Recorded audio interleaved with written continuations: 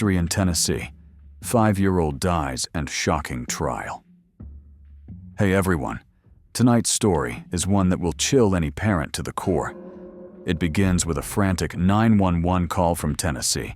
Robin Howington, a mother, screams for help after her 5-year-old daughter, Destiny, is shot in their home. At first, it sounds like a random act of violence. Robin tells dispatchers a stranger appeared at her door, came inside without warning, and opened fire. Her voice trembles with desperation, painting the picture of an innocent family suddenly shattered. Police and paramedics rush to the scene, where they find young Destiny bleeding on the couch, while Robin is still on the phone. But as officers begin to unravel the events of that night, things don't quite add up. The supposed shooter, unidentified. The story, full of contradictions. And the person who should be the most devastated, the mother, starts behaving in ways that raise more questions than answers. As officers began investigating the scene, they immediately sensed something wasn't right. Robin's story about a random man barging in and shooting her daughter started to unravel under scrutiny. Surveillance footage didn't show the mysterious assailant. Even more troubling, there were no bullet casings found in the room where Destiny was allegedly shot. Detectives noted Robin's strange behavior at the hospital. While her daughter was fighting for her life, she tried to hand off her phone to a stranger and eventually soaked it in water, possibly to destroy evidence. When police confronted her about it, she claimed she was afraid they'd find drug-related content on it. That only deepened suspicion. Then came the bombshell. Robin changed her story again, this time pointing fingers at her ex, Antoine Oliver, Destiny's father. But police weren't buying it. With each retelling, Robin's version shifted, and her credibility crumbled further by the minute. As the investigation continued, detectives began to see through the cracks in Robin's version of events. After initially blaming a mystery man, she shifted focus, first suggesting it might have been her ex, Antoine Oliver, Destiny's biological father. She even identified him from a police photo lineup, claiming he barged into her home and accidentally shot Destiny during an argument meant for her. But then, when the pieces didn't fit that narrative either, Robin pivoted once again, this time to an even more shocking explanation. She told investigators that it wasn't a stranger, and it wasn't her ex. It was her 2-year-old son, Gavin, who had gotten hold of a gun and accidentally pulled the trigger. According to Robin, the toddler climbed onto a stool, reached a loaded firearm hidden in a closet, and shot his older sister while trying to protect her from a fight between adults. The claim stunned detectives, but also raised serious red flags. Could a child that young even access a gun, much less fire it? And why did Robin try so hard to get rid of the weapon? Investigators had already discovered a surveillance video showing her leaving the house just minutes before calling 911, placing the murder weapon in bushes outside. And text messages later revealed she asked an acquaintance to retrieve the firearm before police could find it. These discoveries painted a disturbing picture. A mother not just lying, but actively covering her tracks while her daughter's lifeless body lay on the couch. It became clear someone was hiding something serious. As detectives dug deeper, forensic evidence further undermined Robin Howington's shifting stories. The most damning clue? Gunshot residue found not only on Robin's clothing, but also on the clothing of her 2-year-old son, Gavin. While Robin insisted the toddler had accidentally shot his sister, the evidence didn't back that up. For one, the physical ability of a child that age to lift, aim, and fire a gun, especially one with safety off, is highly questionable.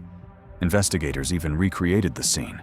The stool Gavin supposedly used to reach the closet was brought in, and it quickly became apparent he couldn't have accessed the shelf where the weapon was allegedly kept. It simply didn't add up. Then came the timeline. Surveillance footage showed Robin placing the gun outside just 8 minutes before she called 911, timing that contradicted her claim of being surprised by the shooting. Her desperate attempt to destroy her phone, allegedly to hide texts asking someone to remove the gun, only fueled suspicion. All these details combined painted a chilling picture. This wasn't just a tragic accident, it was a web of deception. Was Robin trying to protect her child, or herself? And why was the gun even accessible in the first place? As police pushed her in interrogations, Robin clung to her final story.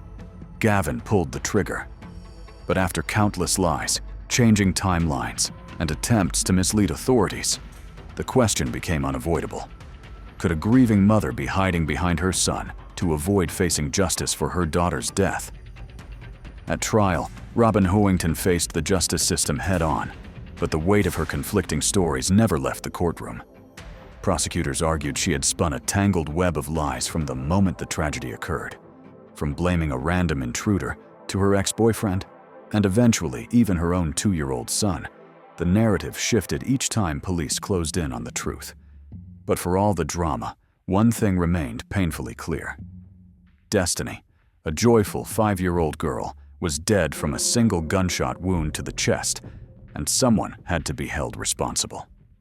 During the 5-day trial in March 2024, both sides presented vastly different versions of the same event. The defense painted Robin as a traumatized mother suffering from PTSD, who panicked after an unthinkable accident and made terrible decisions out of fear and confusion.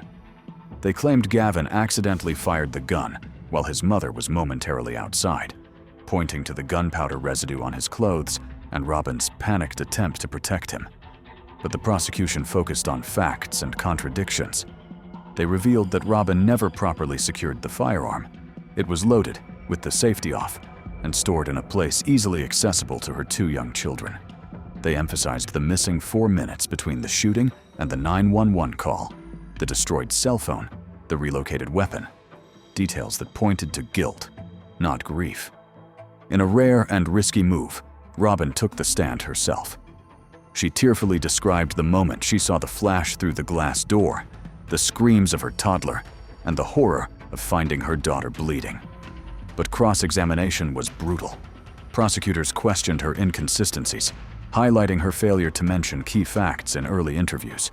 They pushed back against the idea of a 2-year-old firing a deadly shot with precision and handling the weapon with no recoil injury. Ultimately, the jury took only 2 hours to decide.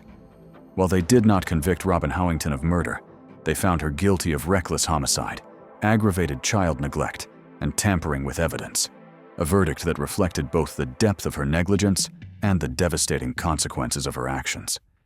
Justice, in some form, had been served.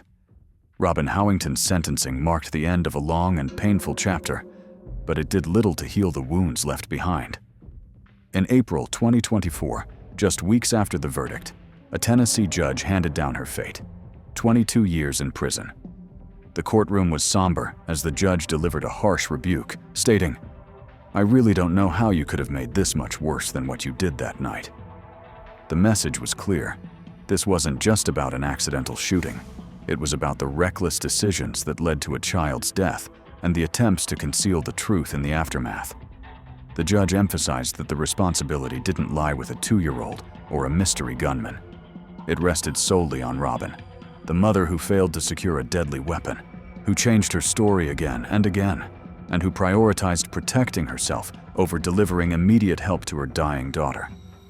"You weren't trying to protect Gavin," he said. "You were trying to protect Gavin's mother." This case wasn't just a tragedy, it was a warning.